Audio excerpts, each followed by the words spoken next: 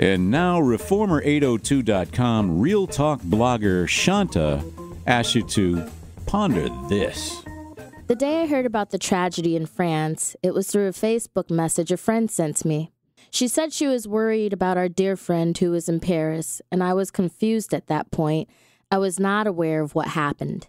At that point, I did not watch the news or know what she was referring to.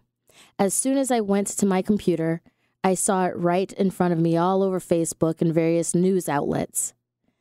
Then there is an option to support, offered through changing your profile picture to the French flag on Facebook. I rarely jump on any bus, though I often stand in global or community support on a lot of things. This time, due to the personal connection of the individuals who were in Paris at the time, or for other reasons, I figured, what the heck, and changed my profile picture in solidarity. Almost instantly, there were many posts asking questions like, what about Kenya? What about insert any issue of the moment here?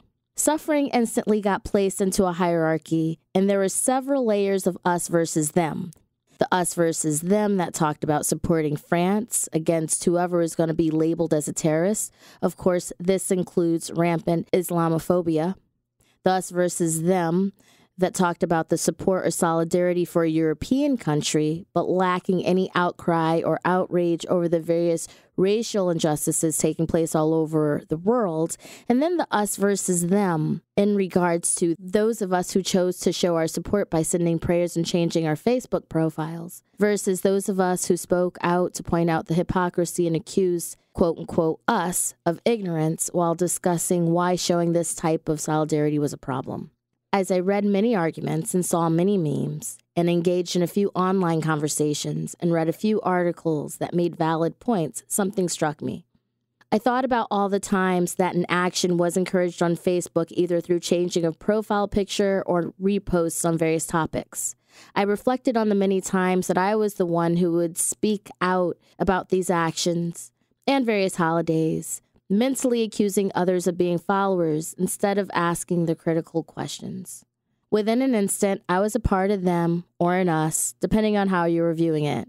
Yet I did the same thing many times, again, not always through posts, but either in some of my blog posts or conversations in which I accused people of being too quick to follow a trend.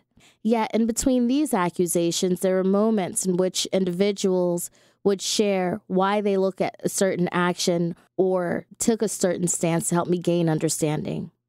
As I found myself explaining or apologizing for my choice, I wrote the following on my Facebook. There's been a lot of talk about an us versus them mentality.